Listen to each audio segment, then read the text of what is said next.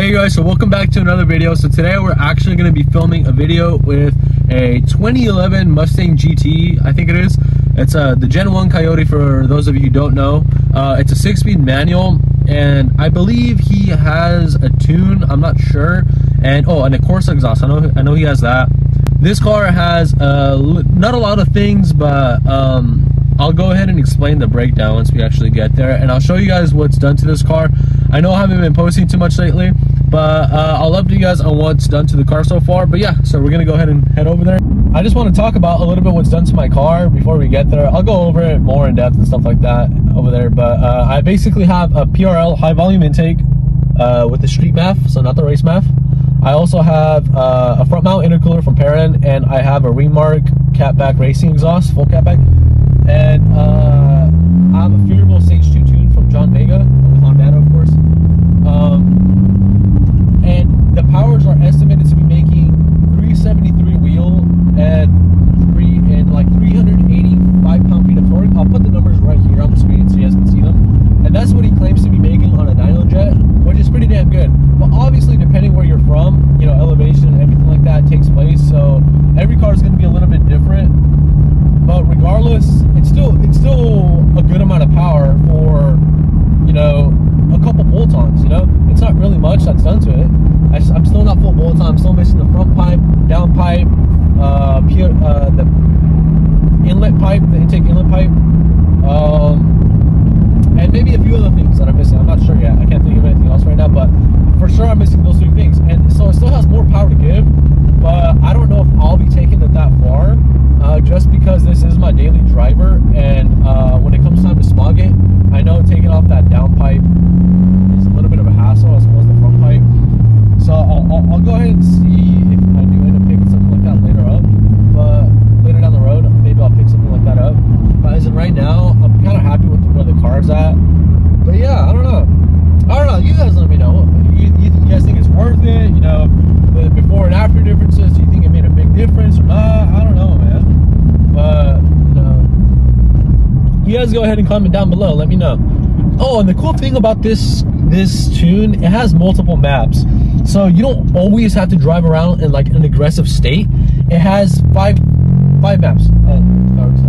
It has Street 1, Street 2, Race 1, Race 2, and Valet mode.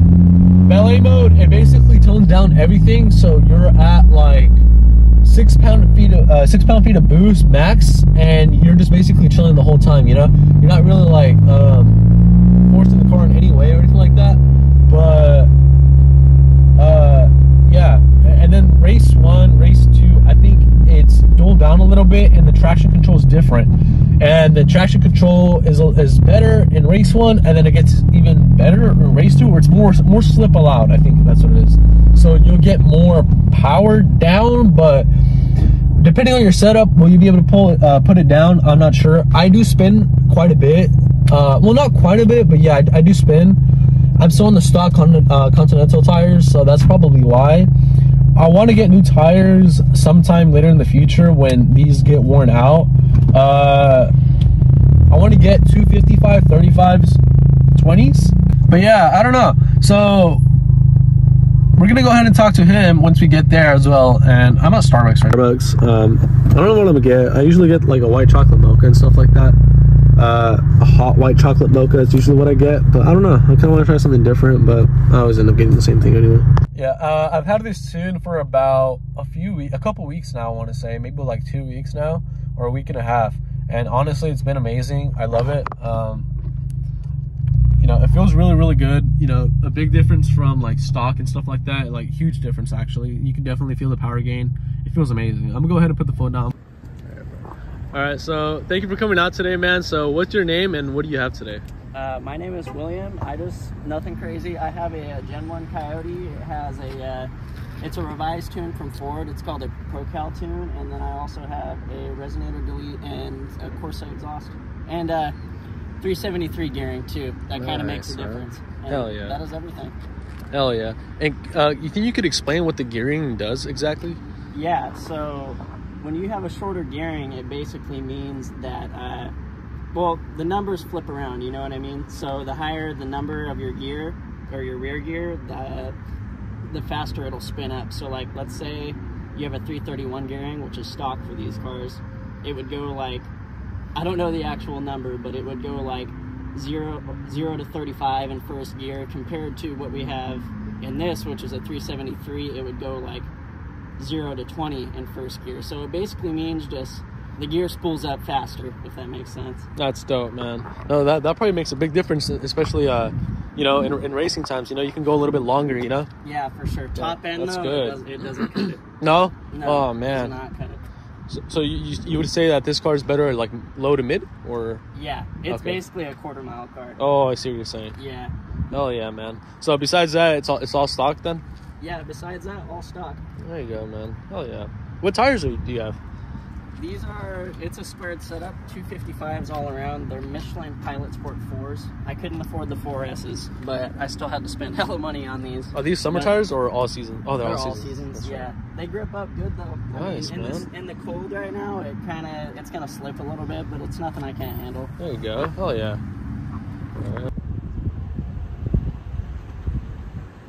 And so I know I really haven't explained it too much on the channel. I haven't really been updating it too much, but so basically all I have is a PRL high volume intake with the street MAF. I have a front mount intercooler from Perrin, and I have a full catback racing exhaust. It's Remark, and that's all I have. Oh yeah, and it has a Phearable Stage 2 tune from John Vega. It feels really good. I've had it for about like a week and a half, maybe 2 weeks now, and it's solid. I'm still on the stock Continental tires that you get from factory. They are, I believe, 240s? Let me see, 245, 30, 20. I still spin in second gear and a little bit of third, which kind of does suck, but I'm waiting until these go out to get new tires. The front tread is already starting to get pretty low, so I might have to replace this soon.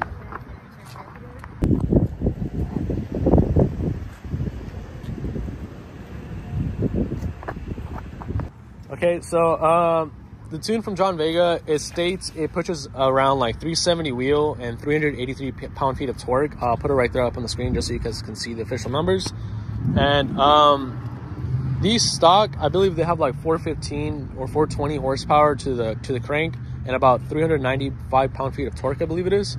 Do you remember those exact numbers that you have, or especially with your tune? Or wheel, both? To the wheel right now, it would probably be like 370. If I'm being really generous, probably 380. But if we're being realistic, 370. It's 360 stock. 360 stock. There you go. Yeah. Man. And about like 395 pound-feet of torque around. Something like that, right? Dude, these things have a lot of power for stock, man. That's crazy, man. For 2011 too. Exactly. Yeah. Yeah. That's insane. Hell yeah. Yeah. These Mustangs are no joke, man. Yeah. I mean, we'll find out right now. Oh yeah. Hell yeah. Okay, so we are currently driving to Mexico. Luckily we live close to the border, so it's not too far for us. Once we get to Mexico, we're gonna do a few runs. I want to try to get a 40 roll, a 45, and even a 60. Those are the three ones I really want to see. I still think the Mustang's gonna get it. You know, it's a Coyote. They're pretty fast. You know, has some good power, man, and you know, the Mustangs, they're known for top end. You know, like if you're gonna buy a car for speed, a lot of people always seem to prefer the Mustang because it's good, reliable, cheap power. You know, like you can get a Coyote for a really good price nowadays. But win or lose doesn't matter. It's just to see how these two cars compare to each other. I think it's just pretty cool seeing that, man. Speed is cool and all, but it's not everything for me at the end of the day. Everyone has their own, you know, taste, and you know, that's okay. I just like 4-cylinder turbos, and I think they're really fun. Once I get there, I'll go ahead and pick up the camera. 40.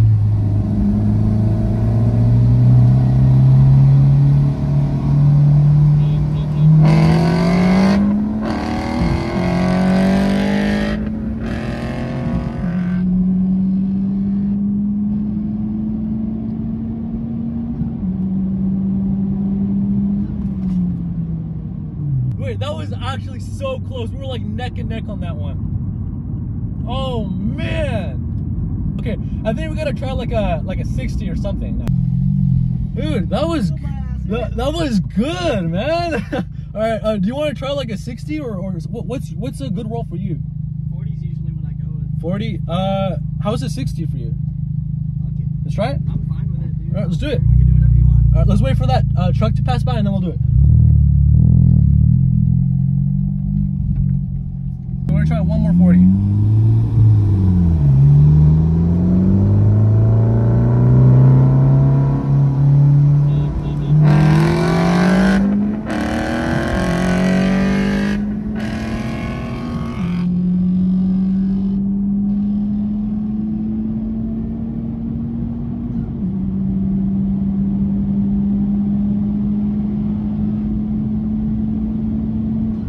Okay, so we're gonna go do 2 more runs and then we're gonna call it there.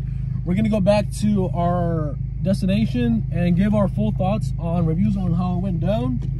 And yeah.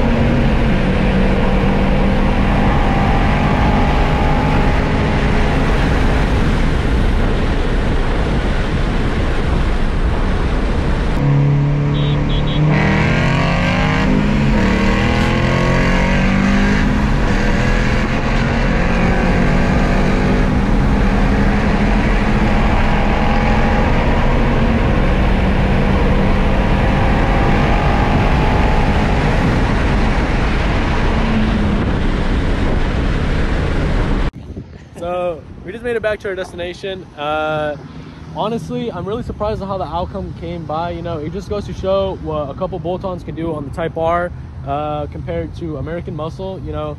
And for this car being close to stock, you know, it's already pretty insane. You know, it comes from the factory already being that quick and stuff like that. So it just goes to show on both cars what you're getting and stuff like that. You know, what are your thoughts on how it went down?